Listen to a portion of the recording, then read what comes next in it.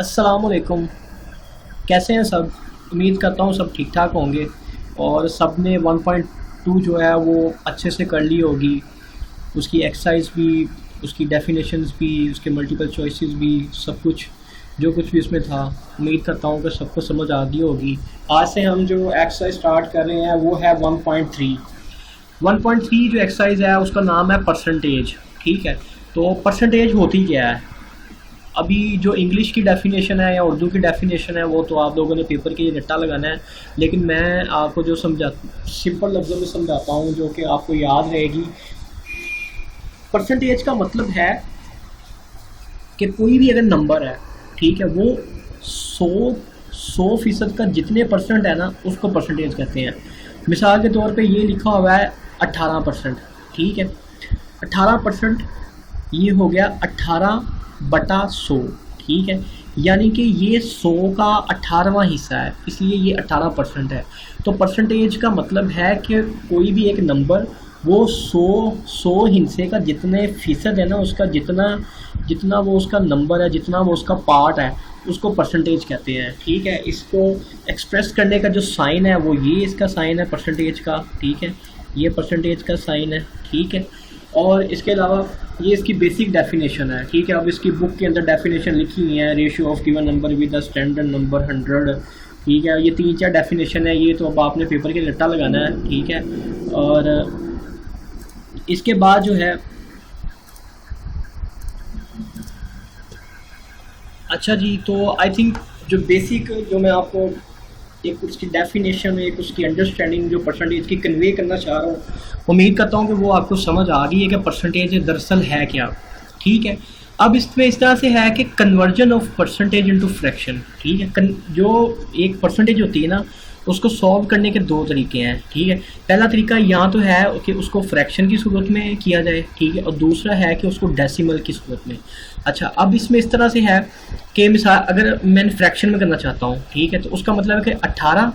ठीक है, और जो ये परसेंटेज है, ठीक है, इस परसेंटेज की जो वैल्यू है, ठीक है, परसेंटेज की जो वैल्यू है वो है परसेंटेज इज इक्वल टू 1/100।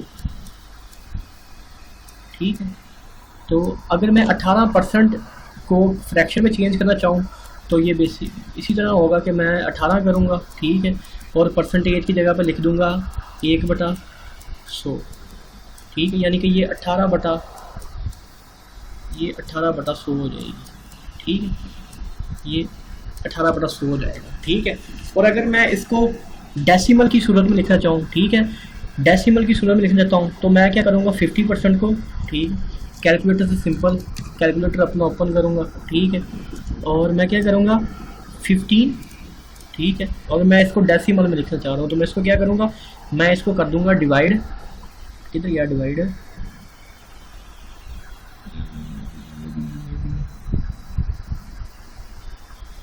ये जमा होने से ये रहा इसका डिवाइड। ठीक है, इसको मैं कर दूँगा 100 पे।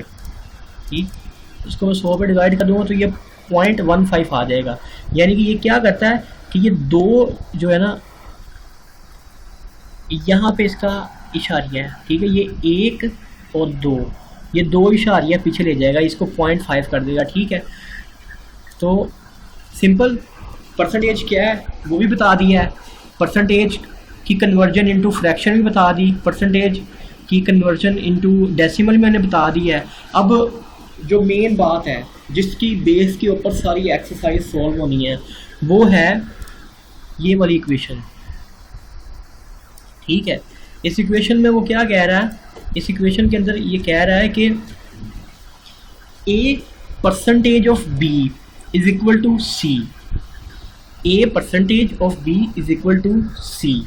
इसमें ए क्या है, ये आपने बातें बड़े गौर से सुननी है। इसमें ए परसेंटेज क्या है, ए परसेंटेज है नंबर गिवन इन परसेंटेज। जो नंबर परसेंटेज के अंदर दिया होगा ना वो मैं लिखूंगा यहाँ पे। ठीक है, एक्चुअल नंबर जिसकी परसेंटेज लेनी है उसको मैं यहाँ पे लिखूंगा। ठीक है, ये परसेंटेज वाला नंबर जब मैं इसकी परसेंटेज लूँगा तो इनकी परसेंटेज लेने से ये जो सी है ना, ये सी इज़ द रिजल्टेंट, ये रिजल्टेंट नंबर है, ये रिजल्टेंट नंबर है। ठीक है, ये जो मैंने सारी बातें की है ना, ये आप जब ये परसेंटेज की एक्सरसाइज में आएंगे ना, तो ये यहाँ पे लिखा हुआ है कि three basic calculation with the reference of percentage. वो जो इंग्लिश के अंदर finding of required percentage of given number, और ये 3 बातें लिखी हुई, 3 बातें यही हैं कि सबसे पहले हम परसेंटेज वाला नंबर ढूंढेंगे, ठीक है, फिर हम मेक श्योर करेंगे कि हमारे पास ये नंबर हो, जब हम उसकी परसेंटेज लेंगे तो वो एक रिजल्टेंट नंबर आ जाएगा, ठीक है। इसको मैं आपको ज़रा हल करके भी दिखा देता हूँ कि ये किस तरह से होता है। ये इस तरह से होता है कि मिसाल के तौर पर मैंने कहा कि 10% ऑफ 100 इज इक्वल टू, ठीक है, क्या होगा।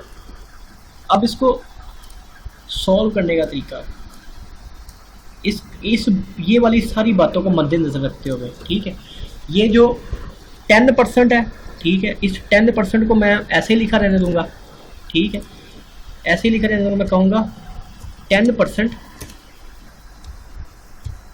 ऑफ की जगह पे मैं मल्टीप्लाई का साइन कर दूंगा, ठीक है, जो ऑफ होगा उसकी जगह पे मैं मल्टीप्लाई का साइन लिख दूंगा, ठीक है, ऑफ 100, ठीक है। मैं क्या करूँगा, मैं इधर से आपको कैलकुलेटर से करके दिखा देता हूँ इसकी बेसिक सी परसेंटेज। अच्छा, ये जो 10% है, इस 10% को मैंने लिखा पहले फ्रैक्शन में, ठीक है, ये फ्रैक्शन है, ठीक है, फ्रैक्शन में 10% में 10/100, ठीक है। मैंने क्या किया, मैंने लिखा 10 डिवाइडेड बाय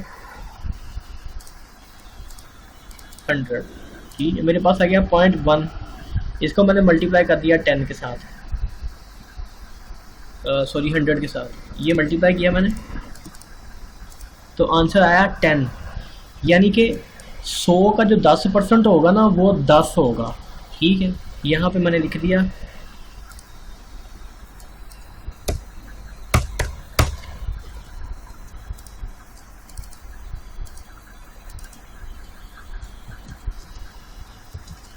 इसका जो आंसर आया वो आया 10, ठीक है।